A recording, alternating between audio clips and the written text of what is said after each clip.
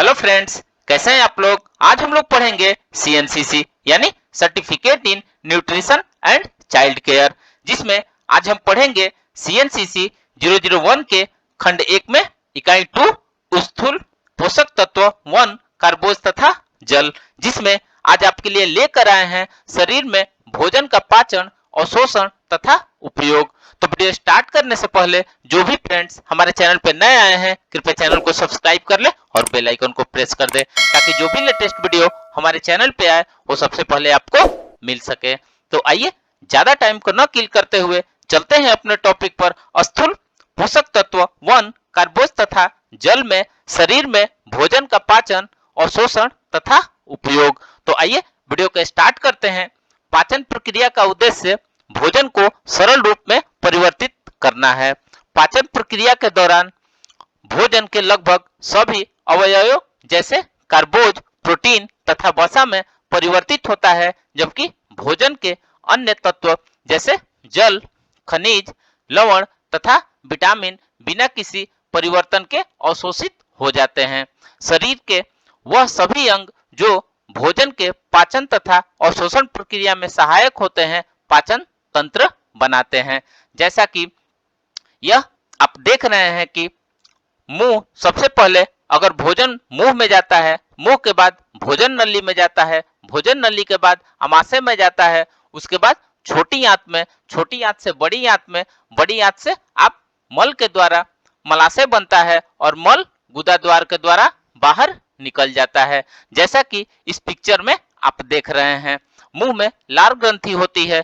खाने के साथ लार आहार नली के द्वारा आपको आमाशय में चला जाता है, उसके बाद अग्नाशय में जाता है, फिर छोटी आंत, बड़ी आंत होते हुए वो मल द्वार के मलाशय के द्वारा वो मल को बाहर निकाल देता है। यकृत और अग्नाशय पाचन तंत्र के अंग नहीं है, किंतु ये कुछ पाचक रसों को स्रावित करते हैं जो भोजन के पाचन और अवशोषण में सहायक होते हैं।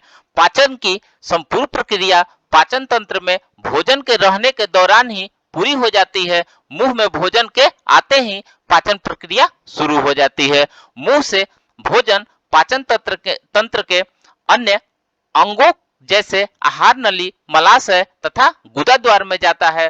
पाचन तंत्र के प्रत्येक अंग से एक प्रकार का तरल रस निकलता है जिसे पाचक रस कहते हैं। इन पाचक रसों में रासायनिक पदार्थ होते हैं जिन्हें एंजाइम के नाम से जाना जाता है। यह एंजाइम प्रकृति से प्रोटीन होते हैं और रासायनिक क्रिया की गति को तेज करते हैं। इन एंजाइमों का विशेष गुण यह है कि यह क्रिया स्वयं अपरिवर्तित रहते हुए भोजन में पाए जाने वाले पोषक तत्वों को सरल रूप में विभाजित करने में मदद करते हैं।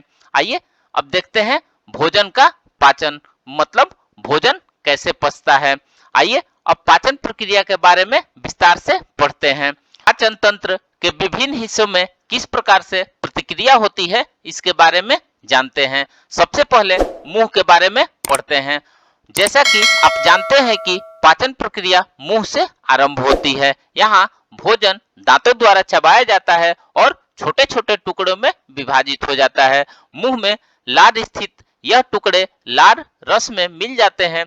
लार रस लार ग्रंथि से निकलता है। लार रस में पाए जाने वाले माइलेस नामक एंजाइम कार्बोज के पाचन में सहायक होता है। यह कार्बोज पर प्रक्रिया करके उसमें आंशिक रूप से परिवर्तन लाता है। आइए नेक्स्ट देखते हैं आमाशय। लार रस मिला हुआ भोजन में नली नुमा संरचना, जिसे आहार नली भी कहते हैं, आमाशय में पहुंचता है। यहाँ भोजन आमाशय रस से मिलकर पतले द्रव के रूप में परिवर्तित हो जाता है। आमाशय रस में उपस्थित एंजाइम प्रोटीन पर क्रिया करते हैं, जिससे प्रोटीन का आंशिक पाचन हो जाता है। भोजन के अन्य अवयवों में कोई रासायनिक परिवर्तन नहीं होता है। आइए अब छोटी आंत के बारे में पढ़ते हैं।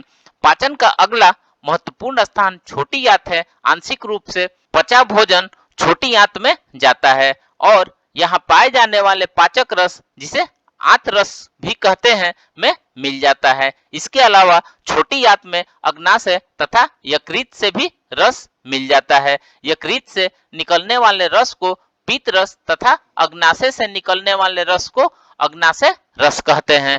पीत रस वसा के पाचन तथा अवशोषण में सहायक होता है। अग्नाशय रस तथा आंत रस में उपस्थित एंजाइम वसा प्रोटीन कार्बोज पर अभिक्रिया करके उन्हें सरल पोषक इकाइयों के रूप में बदल देते हैं। इन सरल पोषक इकाइयों का शरीर में आसानी से अवशोषण हो जाता है। आइए नेक्स्ट देखते हैं बड़ी आंत। बड़ी आंत में अवशोषित होने के बाद बचे हुए व्यर्थ पदार्थ काफी अधिक जल की मात्रा के साथ बड़ी आंत में मिल जाते हैं। बड़ी आंत में अतिरिक्त जल पुनः अवशोषित कर लिया जाता है तथा बचा हुआ जल और ठोस पदार्थ मल के रूप में शरीर से निष्कासित कर दिए जाते हैं। आइए अब नेक्स्ट देखते हैं भोजन का अवशोषण। भोजन का अवशोषण मुख्यतः छोटी आंत में होता है। पचने के बाद सरल पोषक इकाइयां शरीर में तब ही उपयोग की जा सकती है जबकि वे रक्त में प्रवेश कर जाए। पचे हुए भोजन या सरल पोषक तत्व इकाइयों का छोटी आंत की दीवार से रक्त में प्रवेश करना भोजन का अवशोषण कहलाता है।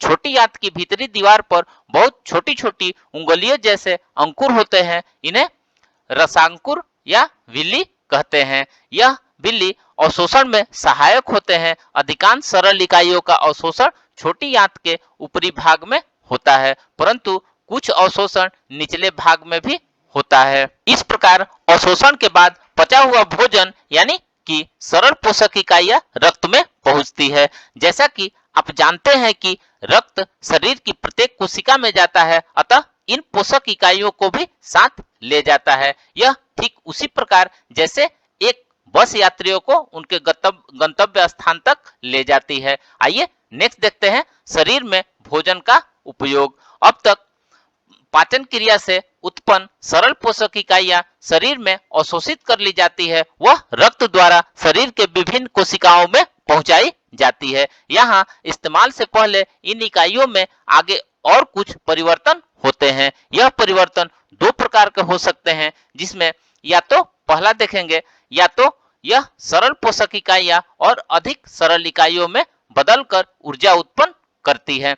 दूसरा है कुछ इकाइयां आपस में जुड़कर और अधिक जटिल पदार्थ बनाती हैं, जिनका शरीर में इस्तेमाल किया जा सकता है। भोजन के अवशोषण के उपरांत कोशिकाओं में होने वाले इन सभी रासायनिक परिवर्तनों को चयापचय कहते हैं, यानी मेटाबॉलिज्म कहते हैं। आपने अभी पढ़ा कि यह रासायनिक परिवर्तन दो प्रकार के हो सकते हैं, जटिल पदार्थों का सरल पदार्थों में टूटना या सरल पदार्थों का जटिल पदार्थों में जोड़ना। इस आधार पर मेटाबॉलिज्म की रासायनिक अभिक्रिया को दो भागों में बांटा जा सकता है, जैसे एनाबॉलिज्म और कैटाबॉलिज्म। वह सभी रासायनिक अभिक्रियाएं जिसमें सरल पदार्थ जटिल पदार्थों में बदल जाते हैं एनाबॉलिज्म कहलाती है। दूसरी प्रकार की रासायनिक अभिक्रियाएं जिसमें जटिल पदार्थ सरल पदार्थों में टूटते हैं उसे कैटाबॉलिज्म कहते हैं।